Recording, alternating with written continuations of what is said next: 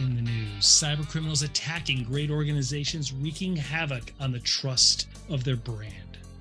We socialize cybersecurity for you to raise awareness. Interviewing leaders who built and protect great brands. We help talented people enter into this incredible field, and we share our research at Blockbuster True Cybercrime Stories. This is Cybercrime Junkies. And now the show.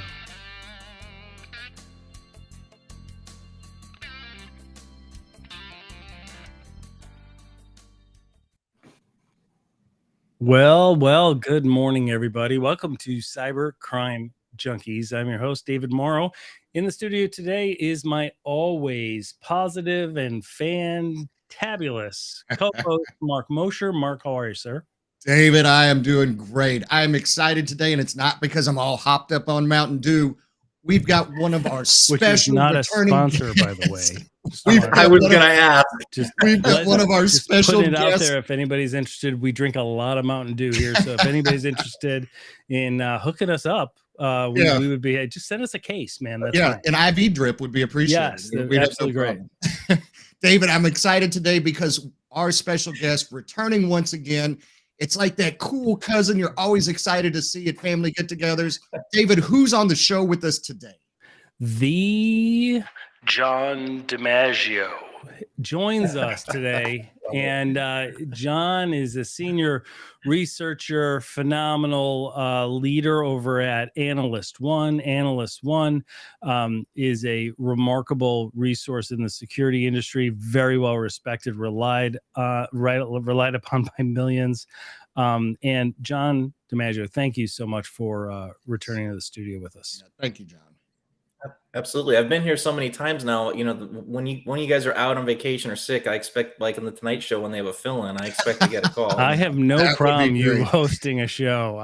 That would be fantastic. That'd be fun. That would be great. I love it. I love it. So today we're going to talk about Ransomware Diaries Volume 2. So, okay, you got to let me play with the toys once in a while. You gotta Like, play if with not I now, love it, when? man. This is great. Right? If not now, great. when? If not us, who? Right? To quote Kennedy. Tell us about this. So, for those that may not be aware, and you will be shortly, Jon has gone undercover, spoken to some of the leaders in cybercrime gangs, ransomware gangs around the world. So a lot of the research is published. A lot of the other information is shared among law enforcement and other things that we can't talk about or that we don't know that Jon can't talk about. And it's really, really important because when we think about understanding, we think about security, right? How can we adequately provide cybersecurity and remain secure ourselves if we don't know what we're securing against, right? We have to understand the behavioral analytics. We have to understand the people behind it. Would anybody agree with that? Yeah. You can't don't know defend about against a trusting foe the you people, don't know. You know. What was that, Trusting Mosher? people You and can't data, defend that's against. a lot. Yeah, you can't defend against a foe you don't know. Yeah. The exactly. foe you don't know. All right. That could be a bumper sticker. Right. I got that off a Is that t-shirt. So Jon, We could change the meaning of FOMO with that. he just did, didn't he? I think I just did. So Jon, Ransomware Diaries Volume 2. Like, explain to us. Volume 1 was about LOCKBIT 3.0. That was phenomenal. Yes, it was blockbuster information. It has been cited and referenced so many times and so many, like, I'm going through things, I'm going down rabbit holes, and I come across that again. Like, it keeps popping up all over the place. Walk us through what Ransomware Diaries Volume 2 is about. Yeah, sure. So, when I finished the first volume, I certainly didn't expect the reaction that I got, and I didn't know what I had. And you're correct. I was amazed. It was by far the best work I've done in my career, and after that, I started getting calls. You'll get, a few calls here and there from media, people in the industry. Well, I was having governments from around the world, intelligence agencies, not just in the U.S., Wow. but in allied countries also reaching out and asking questions and things. So, I really felt like I was onto something, and I definitely felt like I put myself at risk doing that. And because they, at the time they didn't know who I was. So when I finished it and I put my name on it, shortly after, LOCKBIT changed their profile picture. I think we talked about that last time. I think so anyway. They put my profile picture as their avatar on the dark web. Okay. And okay, let's pause there for a second. Yeah. Like, think about what you just said. So you do an article, we're like wanting to learn, click on a mouse, on a keyboard, we create some images, we publish it, and all of a sudden the most prolific cyber crime gang, like generating enough income as a third world power, small country, right, has on their media your avatar. As their avatar, they have your face. That has got. How did that make you feel? Oh, it was a pucker up moment for sure. Right. I'm not gonna lie.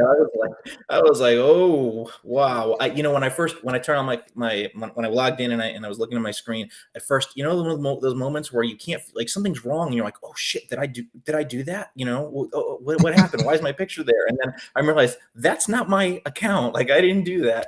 And then fast forward, it's funny because so many people wanted information about that afterwards. So I'm not gonna say which one, but I'm sitting talking to one of those intelligence agencies, and I'm showing, like a screenshot to validate something I said, but the screenshot today doesn't show LOCKBIT's profile. It showed my picture. So I'm having to explain to them, no, this is not me. This is the bad guy.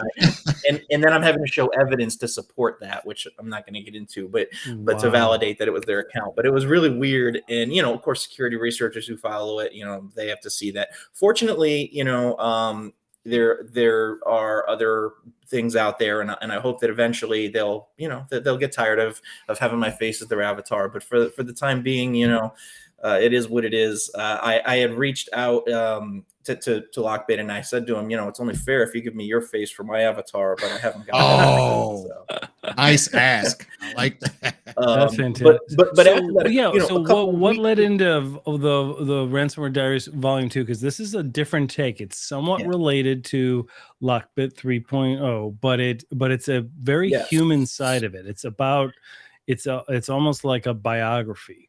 Right. Yeah. So let me just bridge this just real quick. Yeah, so please. A couple weeks after that happened with the picture, I had I should say burned.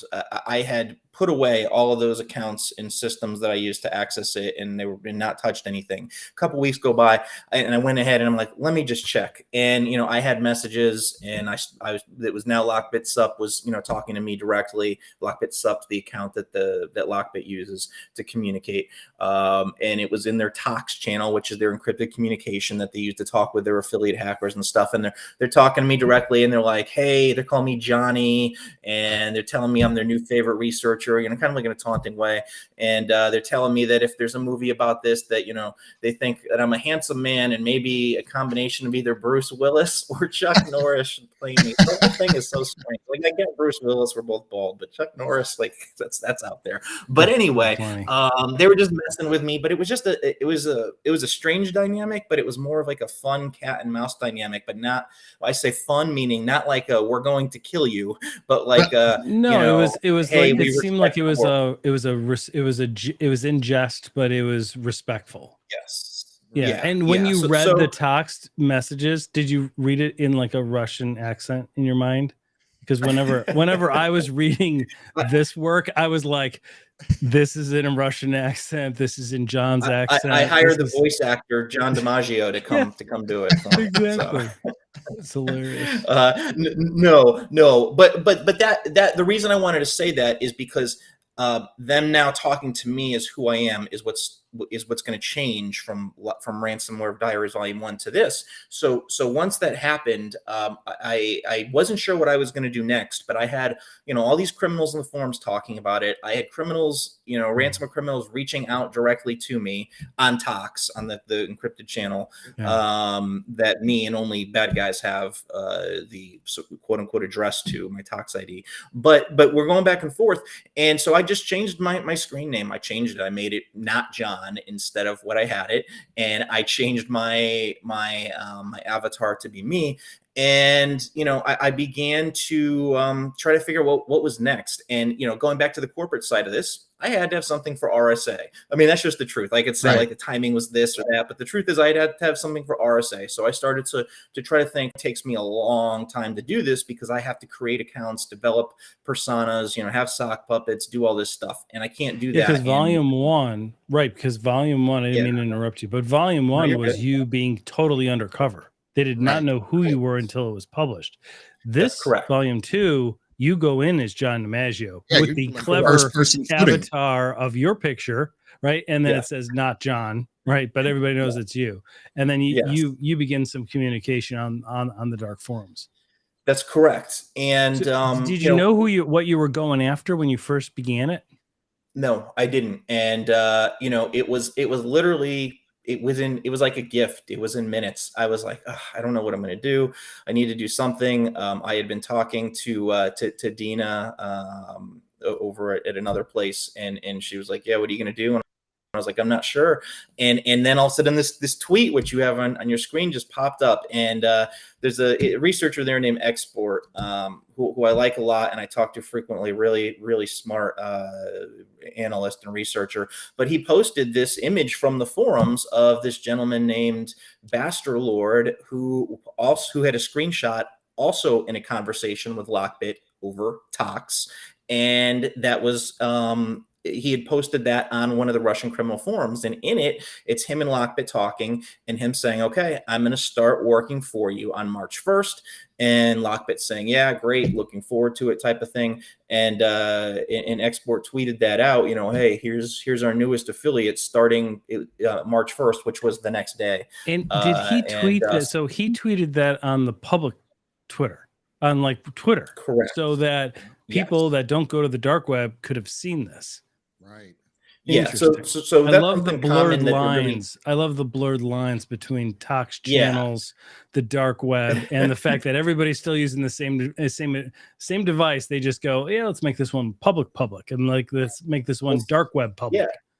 Right. Yeah. Well, the thing is, some of these bad guys, the ransomware guys, actually have public Twitter accounts. Oh yeah, that's the point I wanted to make for the listeners. Like, these guys have a brand. Go check it out, because it's shocking. Well, when you first see it, it's shocking.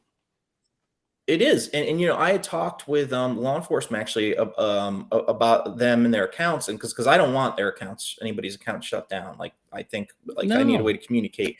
So I don't want it. So I just asked them, I'm like, is this going to go away? Am I going to lose this access? So apparently Twitter will take down your account if you say something that they don't agree with, but bad guy ransomware guys can be there all day long and they won't take them down. So love America. So their accounts aren't going anywhere. And that's not me hitting Twitter. I don't get into social media stuff. I just thought that was really I'm like, are you kidding me? I mean, I don't want them taken down because I use it to talk to them and I get to see what they're saying. There's intelligence there. But it shocked me that they're aware of it and they decided to leave it up because they're not doing this type of work. Twitter isn't. They just don't think it's bad enough to take down, apparently. Right. Yeah. So when you think about the content of what's posted, right? It's like somebody joins a gang. Okay, well, it's almost like reporting on news. Like, this mafia guy, was gambling over here. Okay, well, like, you could tweet about that. You're not promoting hate or anything like that. It's nothing, you're not promoting it. It's just a statement. Well, when you've met researchers, though, it is. Well, yeah, researchers, it is, and that happens. Yeah, that's right. That's a good. That's point. actually part of. Yeah, and that's part of the story later. It's not an important part, but that is part of the story. But let's get there. Let me not jump too far ahead here. So I saw that tweet, and I'm on him, a lot of the dark.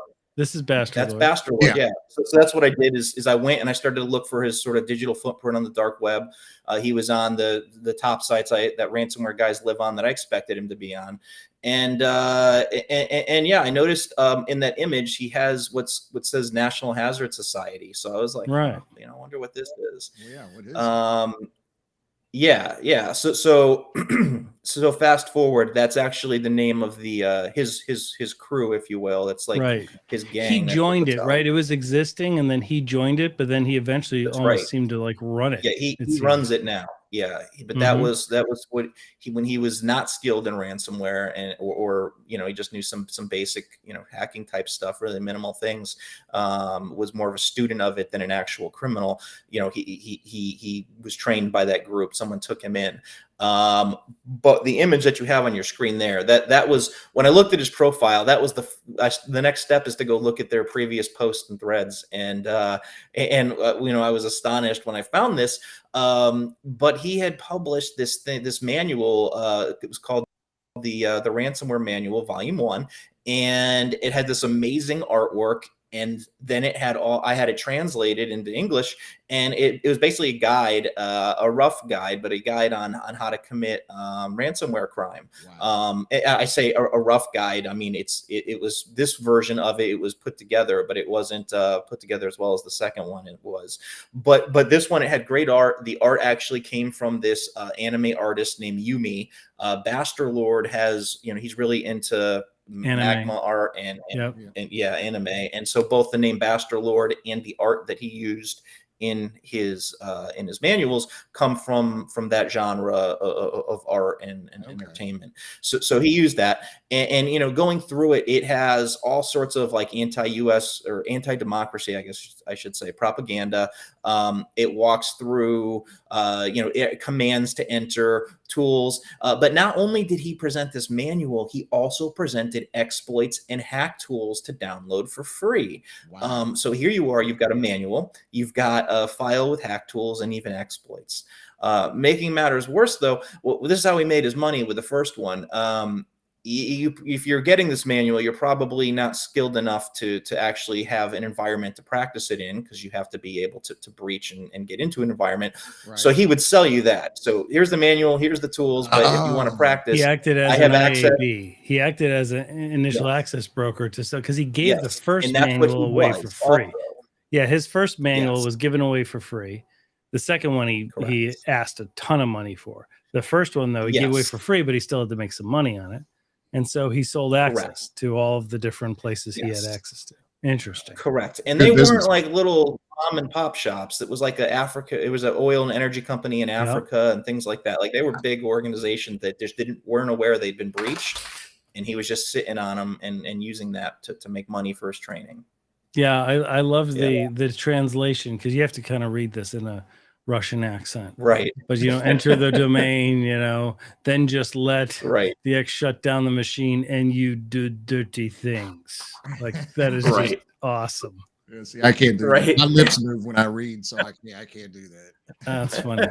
Dirty, and dirty probably translates better to bad things. But, so explain this to us. Tell us about this, Jon. So you began conversing with him, this Bassterlord guy, and you got to know kind of the reasons why he got into this, because and you have in your work, you kind of explain your theory on evil and on bad people. Can you explain that to us?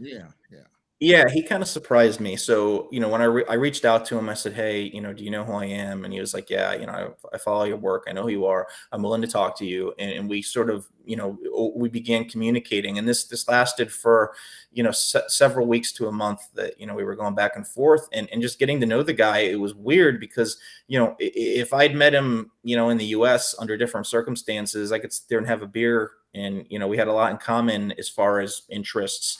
We both like to to technology. We both have a fascination with hacking. We both like to train people. We both like to write and create content. So from that we had a lot in common. And you know, back to what you asked though, there's two types of bad guys: the ones that are just born bad and are just truly bad to the core, and there's other ones that could have been a decent person, but something happened along the way and they went down a path where things got to a point where they couldn't turn back, and they just accepted that. And that's Bassterlord. You know, he's just come from a part of the world where he had a lot of challenges and diversity and things of that nature. And the path that he took was, in my opinion, the wrong path. But, you know, I also understand he did what he had to do. But he kept doing it. And that's the thing. That's the choice, is he kept going down that wrong path long after he fixed all the problems that he had, because money does fix a lot of problems when he lives in a part of the Ukraine that's controlled by Russia. You know, they were poor, didn't have any money, and that's no longer the case, but he still decides to steal money from people. So you're a thief. That's at the end of the day, the guy's a thief. He's still a thief.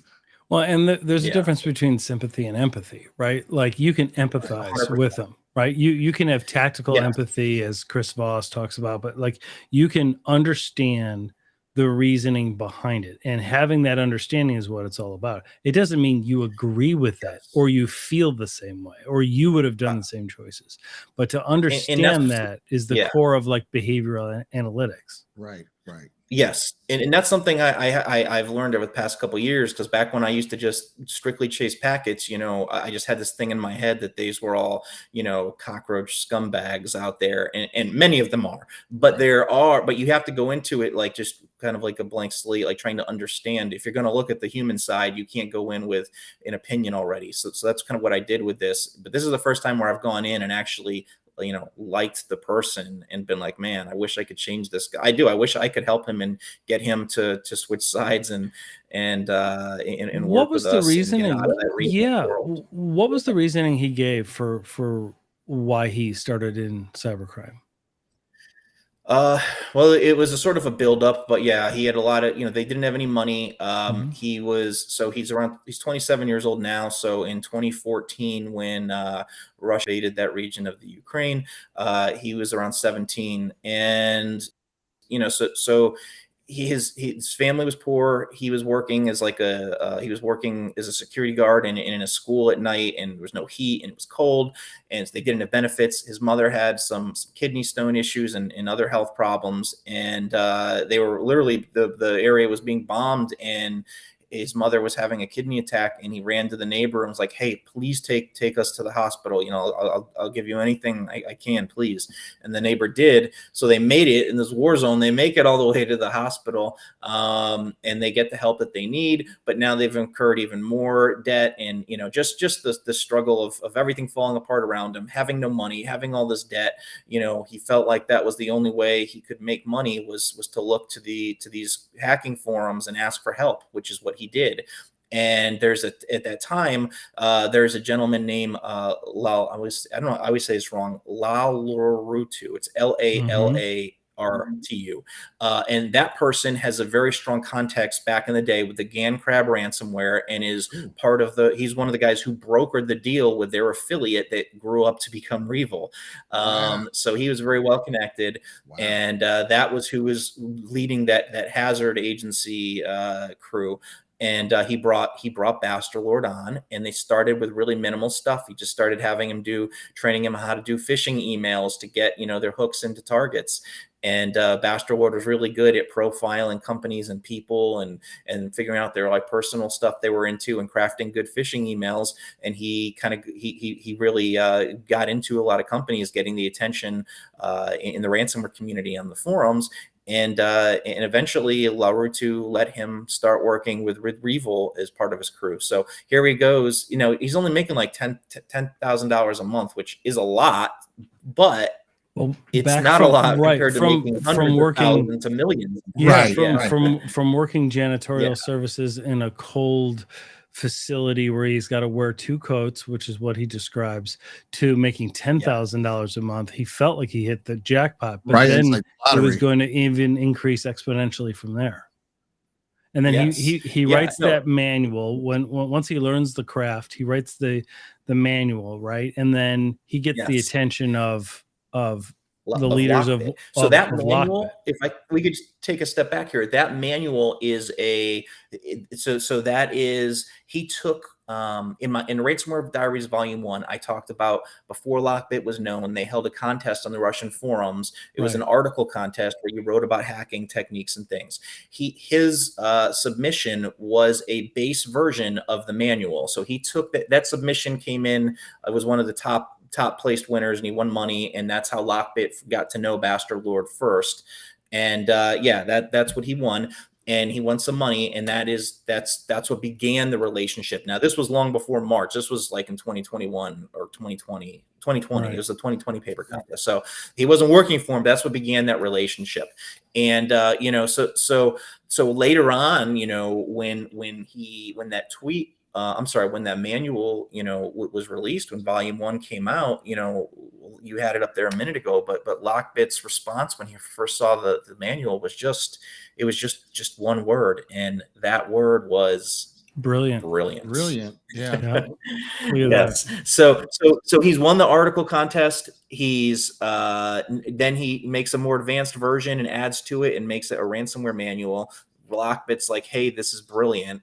And he really sort of catches the attention of the community and really starts getting respect and becomes much more boisterous on the forums and things of that nature, talking with other criminals, making other connections, grows into becoming an access broker, starts working with not just Revel, but then working as part of the team, still not by himself, but as a member of the team working with Revel. Oh, wow. And that's important, because when I say a member, he's not the one directly in the interface. He's not the one, picking their targets and all that, but he's supporting it.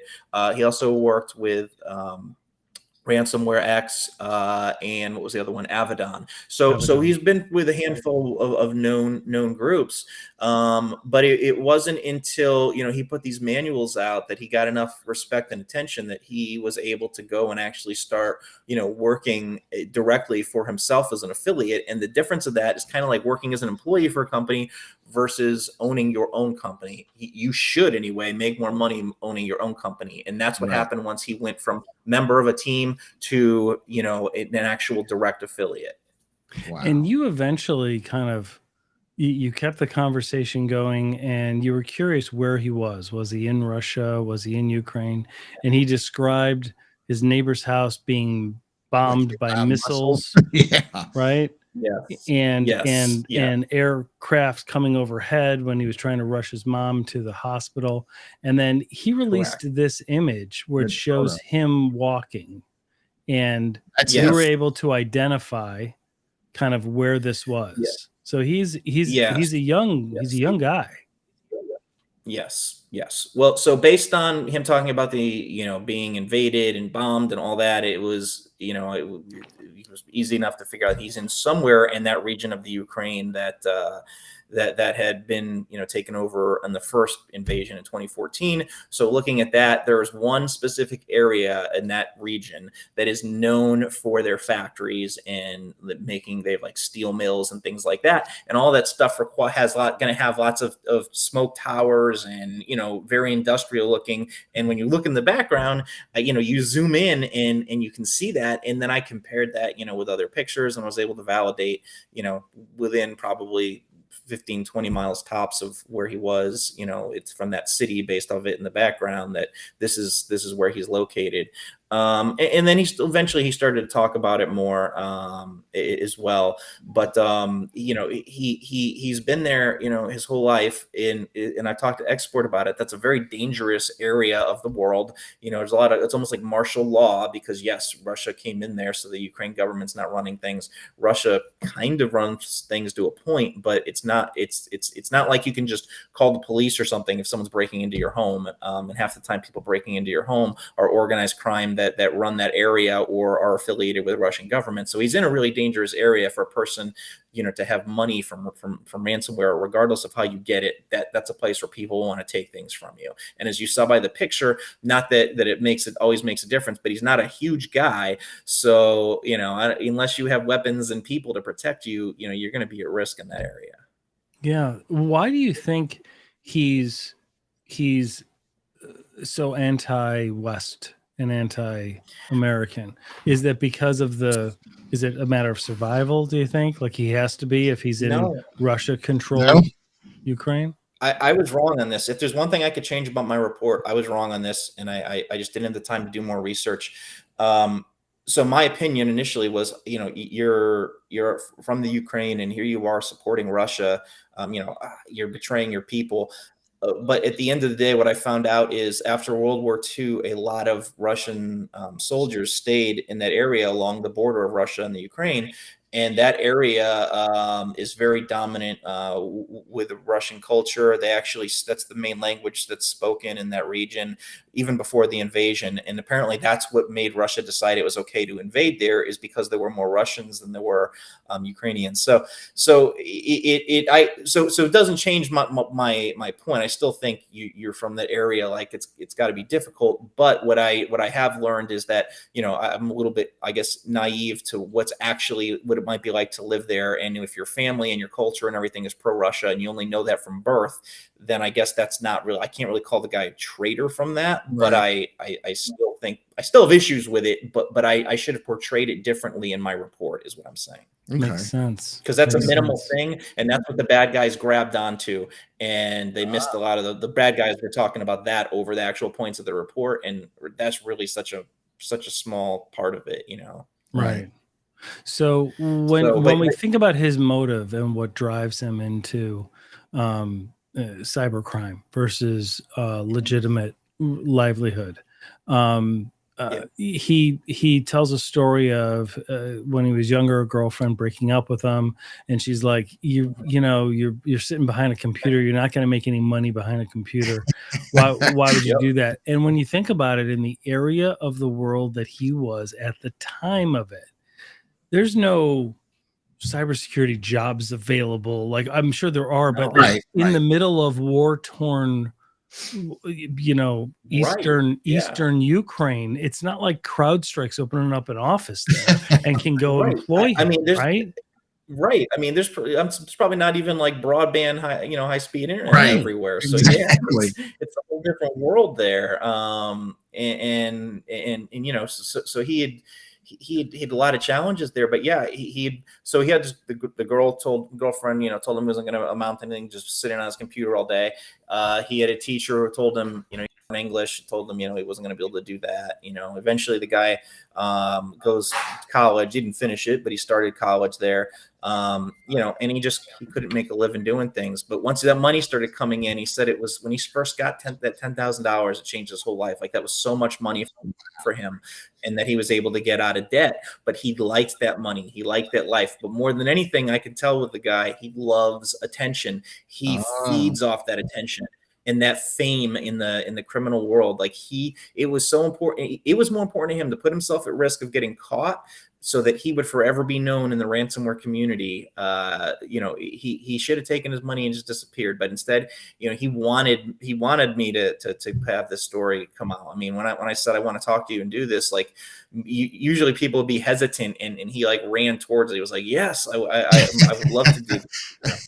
And after the report came out, he was taunting it, and he was like, I don't like everything in here, but this is my story. This is the best account of my life, and I will always be known in ransomware history. Like he said that on the forums to other Russian criminals. So it was it was interesting. And this guy had some big victims, some large organizations and important organizations over the course of his career. You talk about this one here, Booth. And it was when he was working affiliated through LOCKBIT. Walk us through this.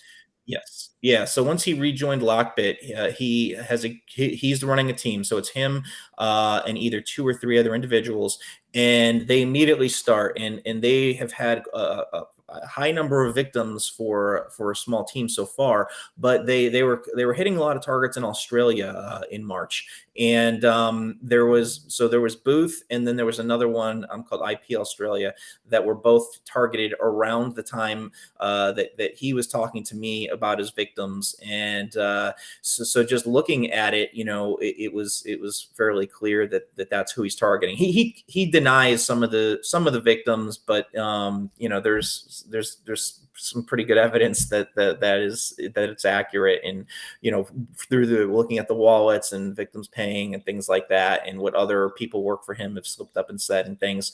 But there's plenty of others that he's bragged about, that he's targeted, like India's Department of Revenue, the Uruguay Navy. There was the big game company, Rockstar Video Games. There's a handful of them that he has. Even some university. There was the New Mexico State University. It hit some technology companies, Panasonic. He hit Olympus, the camera company that makes digital cameras and all that. So he's had some fairly large known companies that should have some decent security. But according to him, half of these people, the way they get in, he doesn't even have to try with the phishing campaigns, because half of them leave their public infrastructure. They leave devices with default passwords on, and he's shown me evidence of that, which just shocks me. Wow. And he walks right in. So, well, that gets into like lulsac and like how they just, like, some of these hacktivist groups have formed simply because they want to look for laughable security. And he goes, and there's a lot out there, right? Yeah. And so there is. Yeah, so you mentioned that he was arguably involved in the Rockstar games. That happened right at the time of one of the more recent Uber breaches too, where it was almost like MFA fatigue or something. Somehow they got in. Did he mention anything about how he got into Rockstar, or no? He didn't, but what he did tell me is he still has access. Still has access. Wow. That is always interesting. I take it back. He did tell me how he got. Well, he told me a little bit. He told me he got in directly through one of their employees who did click on one of his phishing emails, and that he started with that one system and then moved from there, but that he still has access to their environment, is what he said. Interesting. So just to recap here, this is he's over here on the right. Here's Bassterlord, and then he gets affiliated with the group in the center, which is that National Hazard Agency. You gotta love. It's like a television show, and then they're affiliated with some of the main ransomware gangs and the codes, right? Yes, that are over there. Yes. There's that LaRotu guy who kind of got him involved, and he's one of the guys who helped create our evil. And then some of their victims are listed down here below. This is a good graph. So for the listeners, check out the video on the YouTube channel, because it kind of walks everybody through this. It's really pretty interesting. The most important one. Yeah, I left out the most important one though. Maximum Industries. So he won't admit that he did that, but I've seen screenshots, and he knows way too much about how they got in. He showed screenshots of like the passwords being default and all that other stuff. And so Maximum Industries, though, for those who don't know, because it was publicized as SpaceX being breached. SpaceX was not.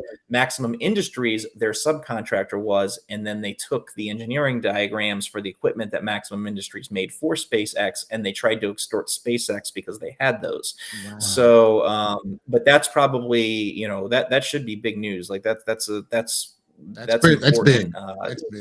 Yeah.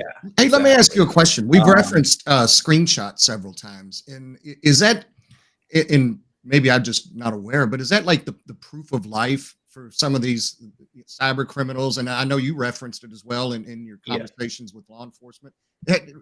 How is that? What does that accomplish for people in that space? Yeah. So a lot of the screenshots come from forums where they're bragging to other criminals. So for example, this is really interesting story we didn't touch on with victims, but for an example, he had mentioned that he had targeted and breached a DoD organization, but he wouldn't tell me who.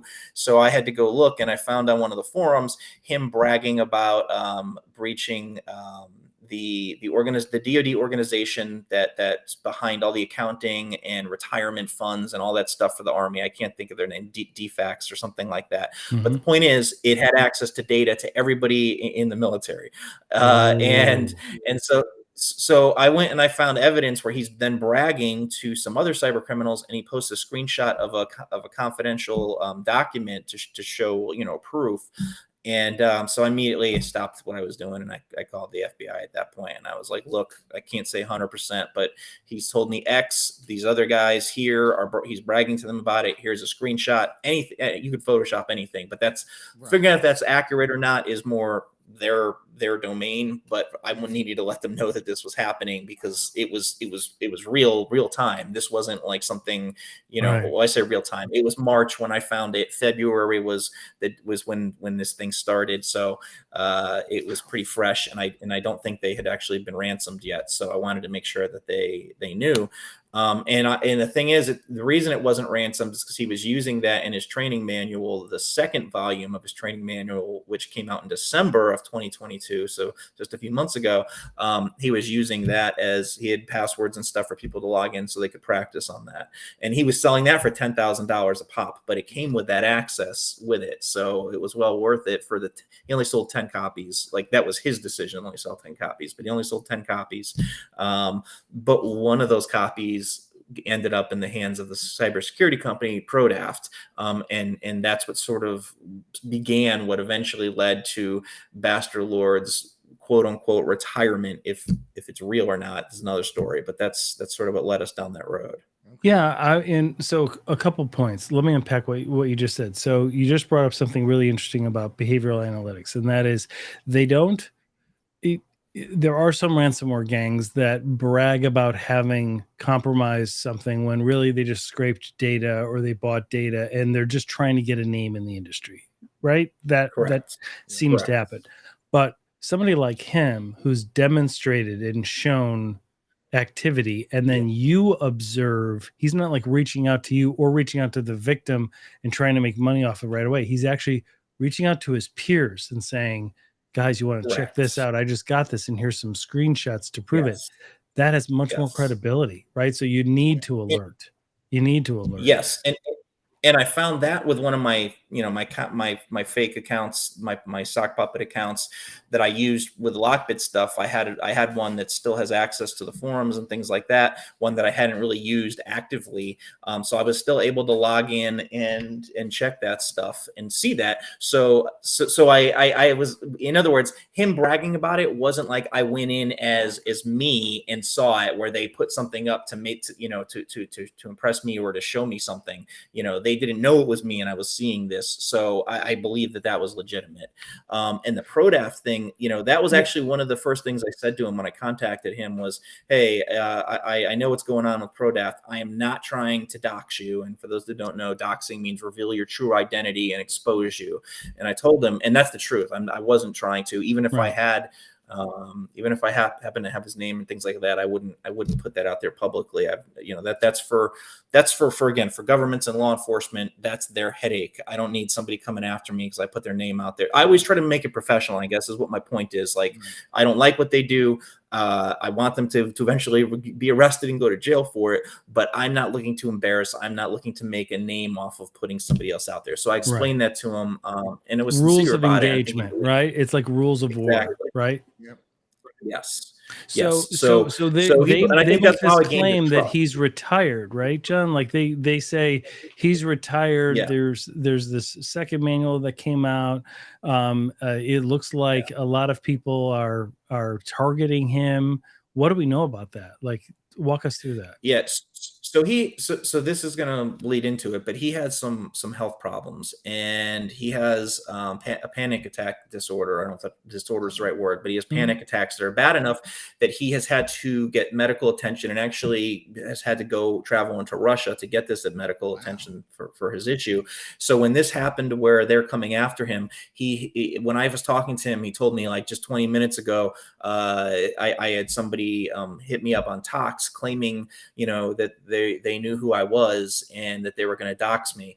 And then he also was walking to the bank, and somebody made a comment to him about if he was going there to deposit, however much his most recent ransom was. And so he's really scared. And, he thinks that it's funny because he's a bad guy, but he thinks that ProDaft is worse than him, that they are also hackers and they do the same stuff that he does. They do it to make money as well. This is his words, not mine. They do it as well to make money, and that they hack hackers to make money, and they're in the same game as him. They just do it with a different perception to the public. And so he really disliked them, and he was really worried of what they were going to do with his information. And somebody that's susceptible or that has anxiety, right, or That would be panic a really attacks, bad- like that's a tough business to be in. Right. Being really involved is. in organized crime, even if you're calm as a cucumber, man, when you're always looking over your shoulder, let alone now if you're susceptible to a lot of anxiety, that's going to be a tough way to live. Yeah. So, well, and that leads into why he said he was going to retire. He's like, I've made enough money for me and my family, and I just want to get out of this area, and I don't need to do this anymore. I don't know that I believe that. I'm on the fence, and here's why I'm on the fence. I can believe it because of the issues that he's having. I do believe that to be true. But when he went, if you're really retiring, you don't need to be on the Russian hacking forums that all the ransomware bad guys live on. Right. He went and he changed his account to be the name of his group, the National Hazard Agency. And if you didn't know before that account ID and who it was, you wouldn't you can only see the connection, the correlation between the old account and the new account for about a week. And after that, it just shows the National Hazard Agency. So if you weren't monitoring before, you wouldn't know. So he was basically going to continue to be able to voice his opinion without it being Bassterlord, but instead being this group. Well, that sounds to me like somebody who's leading a group. It's like the Sopranos. Remember Tony Soprano? He was never quote unquote the leader of the mob. He took a step back. Well, it's kind of that same thing. He was taking a step back and going to let somebody else, lead that activity. And then he kept posting new breaches after he retired. So apparently, here's what his story is. He's retiring. He's moving. He's having a house built in Russia. He's going to move there, but like anywhere else, it takes paperwork, and that it's not easy to get that paperwork, even if you have money when you live where he lives. So he's waiting on that paperwork, but for his own safety, he better get out of there because people are going to come for him. I really think this story is going to end badly, and I don't want to see. I'd like to see him in a U.S. prison, but I don't want to see physical harm or violence come to him or his family. I really don't want that to happen to him. And I think it's going to go bad. I do. So what makes you say that? Like, what makes you think that things are going to end badly? Is it because of what's going to happen with the fallout of the Russian-Ukraine war? Or is it somebody within the cybercrime circles could betray him? It's two reasons. There's already people in that area that are very pro-Ukraine that are looking for him. I know that for a fact. And they're not looking for him because they want to arrest him. Two, he claims that he has less than $1 million, which is still an unbelievable amount of money for that region of the world. But that math doesn't add up with the hacks that he's been behind. I'm sure he has well more than that. Yeah. So the point being that he has to worry about, he's already been summoned once by the FSB. We know that's one of the tactics that they do is they'll take somebody and say, hey, you're going to work for us now. I've been told by other ransomware criminals that they make them, like I've been told that Conti, Royal, and Royal Ransomware both have to share, LOCKBIT told me this, have to share a percentage, or Conti had to, currently Royal has to share a percentage of their profits with the FSB, and they have to dedicate some of their time to help them with things. So whether that's true or not true, that's what I was told. So my point is that he's worried that might happen where they take him and make him do that. But the other part is Bassterlord claims that one of the people he worked with, they came home one night and there was an FSB officer sitting in his kitchen at his table with his family and was like, why aren't you working? You now work for us. And not that we're going to take a percentage, but that we're going to pay you this small amount. And if you value your family, you're going to keep working and take this. And so now there's a physical That is like violence out of threat a nightmare movie. That is so horrifying. 100%. It is Like- horrifying, which is why I really wish me help. I know it would be crazy, and he thinks that I'm doing it for my own career, but at the end of the day, like it doesn't matter to me. You issued a message to him, at the end of Ransomware Diaries Volume 2. You issued this message that we're putting out on the YouTube channel right now. Why don't you walk us through what it is that you want to say to him? If you had the opportunity, if Bassterlord made his way to Louisville, Kentucky, and he's sitting in a bar next to Mosher here, and you could speak to him, what would you say to him? What I would say to him is, Bassterlord, you have connections to the most wanted ransomware crime syndicate in the world. Mm-hmm. You could be hard to get the guy out of there, but I'm sure as badly as the U.S. and all these allied nations want to get LOCKBIT, that if he was willing to help, like I can't make a promise, but I can promise I could put him in direct connection with the people who could help him with that. And at least there'd be an option, door number 3, meaning retirement, death, or, maybe do a little bit of jail time and have a new life because you helped. That would be what I'd ask is, save yourself, save your family, because once those guys show up and they're going to take you out or they're going to do whatever to you, it's too late. And it's cool to be, hey, I got all this money, I'm a tough bad guy and all that. But at the end of the day, once it comes down to violence, it's just not worth it, and right. He's a nice guy. So I really wish I could help him. I think if he was willing to, and it was to work out in a perfect story, he helped and was able to somehow get out of that region, and was able to help. The guy could 10 years from now be working somewhere. Look at Dimitri from Recorder Future. He was arrested working for a known Russian hacking group. Look at him today. He has a house, family, lives the good life in the U.S., works for a great cybersecurity company. These stories do actually happen. It's not too late. But he's not listening. So, I did. Well, maybe we can get him to watch our YouTube channel. Maybe we can get him to listen to the podcast. I just want people that aren't going to harm people to watch the YouTube channel. Let me send him a text real quick. So John, this is excellent work. Outstanding. Thank you so much for taking the time. Let me ask you this, how much of this is, because when we get into cybercrime and your investigation, it's organized crime. It's the modern day, digital mafia. Is it not? When we think of when we think of the 70s and 80s Italian guys on the East Coast, we think of, Gotti, we think of all of those families in Chicago. You had the outfit, and you saw some of the demise had to do with the bravado and the ego and the engaging with the media. And it seems like whenever these gangs kind of do that, bad things tend to happen. It catches the eye not only of law enforcement, which just wants to put them to jail or collect some money back, but it catches the eye of other people that, for various reasons, they're jealous, they don't like them, or you're exposing some time. And I was one of my guys was one of the victims that you took down, and now you're famous from that. I'm going to get you for that. There's a whole host of reasons why they get targeted by some really dangerous people. What's your sense of this? Why do you think some of these things, why are they getting in their own way of helping themselves? Yeah, well, just to your point, it is very similar to what we used to see and what's on TV is like the mafia. The difference being these guys, the ransomware version of it, make way more money than the mafia could ever have dreamed of, which makes it so much worse and so much more powerful. And so this version of it, it is organized, it has a structure, it has dependencies, and it's run like a business. It's so similar to that model, that mob model. Except you lack for the most part, you lack violence. And that's the only good thing. But we've seen it now time and time again. There was a group called Maze, very, very vocal, would do interviews with press, would threaten, known people, in the US and in the world, like celebrities and things like that.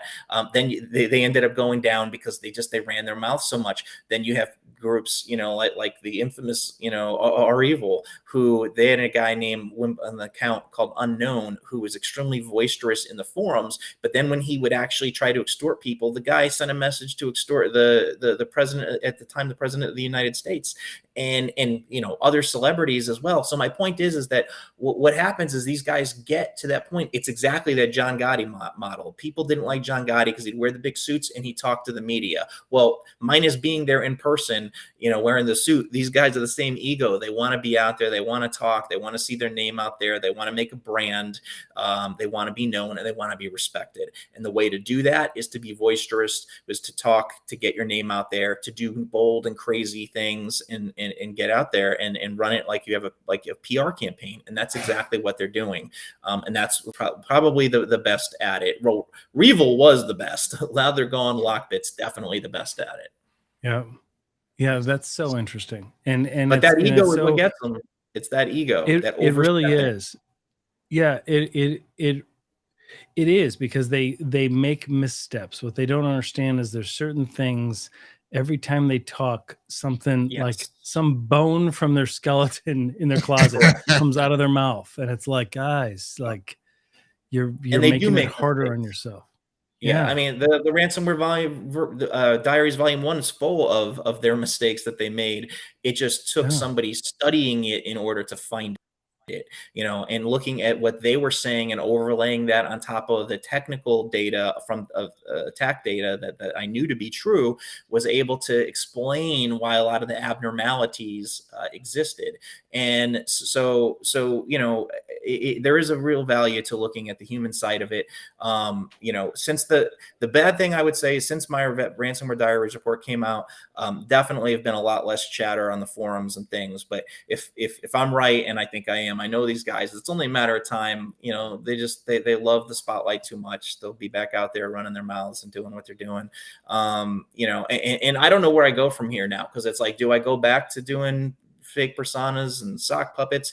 Do I just keep talking to them since they're reaching out to me direct, or do I go back to investigating threat data and figuring out from a technical perspective? And I don't know what the right answer is. I'm going to let the path direct me as opposed to me direct the path on this one, because I'm not sure what's going to be the best way forward, but it's going to be interesting. I know that either way. I have a prediction. I predict that there will be another personality that will require investigation, right? There's going to be another it's so dynamic. It's always changing. AI just jumped into the mix, right? Generative AI just jumped into the mix. There will be things that'll pop up that absolutely will need investigation, research, and how you do it. Your tactics who knows, right? You may have to go undercover, or it might be, hey, you guys know who I am. Let's talk, right? So for all our podcast listeners and YouTube channel viewers, stay tuned for Volume 3. Oh yeah. And we and as soon as we as soon as that gets going, we're gonna be back at it, John. So Jon DiMaggio, Analyst One, great work that Analyst One is doing. Phenomenal, great work, John. Thank you so much for joining. We will have links to Ransomware Diaries Volume 2 in the show notes. From there, you can see Volume 1. You can gather all the information up from Analyst One as well. Any parting words, John? Anything you would like to share? Yes. If you think that the content that I put out is interesting, check out my book by No Starch Press. It's called The Art of Cyber Warfare. Last year. I'll have a link to that. I'm so sorry. I'll have a link to that. I have it right there on my shelf. Like, it's right there on my shelf. People, I appreciate that. I just thought that was I just thought that was a given. We just thought everybody had already read that one, right? This was just an assumption. Like, you read that, right? Yeah.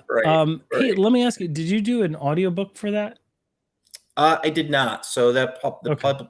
publisher doesn't do like that type of content. And my book was a little bit unique compared to what they normally do. They normally do more like technical based books, and Yeah, not and that this was mine is 2 not technical, versions. not quite the same as like learning Python or something. Mine's, Okay. investigating Right. nation state and, advanced ransomware attacks. It's a little bit different.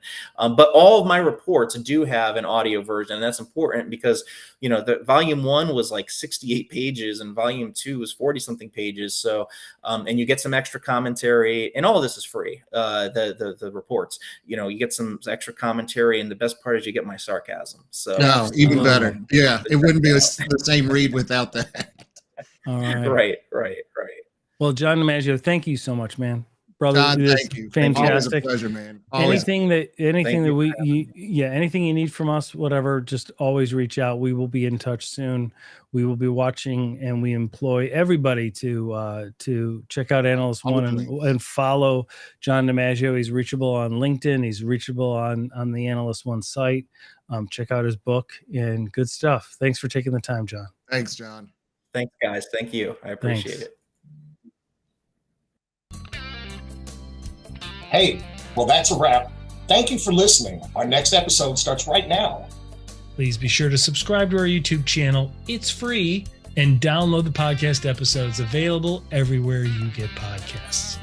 To support our show and get exclusive pre-release episodes and bonus content, please subscribe to Cybercrime Junkies Prime. Link in the description and show notes. And thanks for being a cybercrime junkie.